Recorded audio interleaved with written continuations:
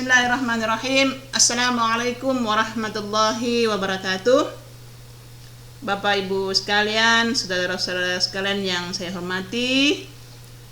Jadi kalau pada video sebelumnya kita telah mempelajari bersama bagaimana menelusuri Sinta atau jurnal kita yang akan kita tuju di Sintar.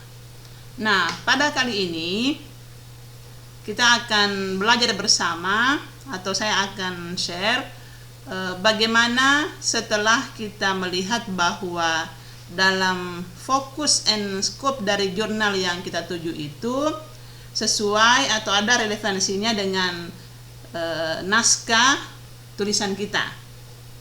Jadi misalnya kalau dalam fokus and scope dari jurnal, ini jurnal Istimbat Yayan Curup. Misalnya kita melihat bahwa Islamic Family Law itu sesuai dengan naskah kita, yakni hukum keluarga Islam.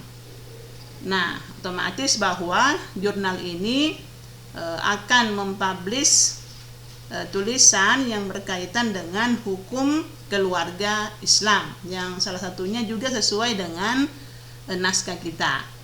Nah, langkah selanjutnya adalah kita ke author guidelines.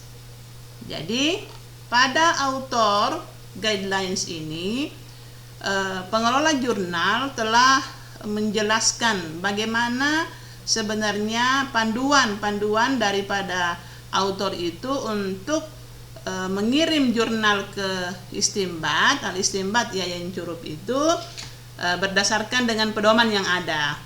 Jadi contohnya misalnya begini, fokusnya on review related issue in Islamic law studies. Jadi studi tentang hukum Islam. Juga adalah naskah yang asli yang didasarkan misalnya dari on research and literature review.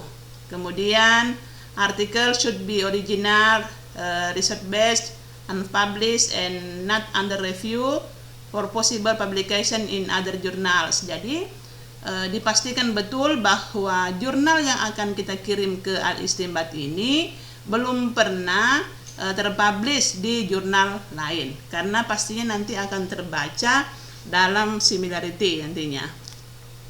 Juga dalam author guidelines ini dijelaskan pula bagaimana membuat abstrak, berapa kata. Jadi kalau di sini 100 sampai 200 words abstrak dan hanya sampai 3 sampai 5 keywords kata kuncinya. Kemudian juga akan menjelaskan bagaimana untuk footnote dan lain sebagainya. Nah, Bapak Ibu sekalian, setelah author sudah membaca semua author guidelines dari jurnal ini, selanjutnya kita akan download template. Jadi templatenya bisa kita download di sini. Ini ada cetak biru. Ini juga bisa di sini samping kanan. Terserah mau diklik yang mana. Jadi misalnya saya klik download, ya, saya klik download. Nantinya akan muncul petunjuk. Ini templatenya ini seperti ini Bapak Ibu sekalian. Jadi tinggal kita download nantinya. Ya, di sini tertulis ini judul. Jadi tulisan kita pada naskah itu hanya kita pindahkan ke template yang telah kita download. Nah, ini judul, kemudian nama author, afiliasi, email, abstraknya, terus pendahuluan. Jadi kalau pada pendahuluan ini dia di bold, maka harus pula kita bold. Jangan sampai kita tidak mengikuti aturan yang ada di jurnal tersebut. Nah, juga misalnya di sini biasanya kita memakai latar belakang. Jadi ini harus diganti menjadi pendahuluan. Nah, terus pembahasan, penutup dan bibliografi.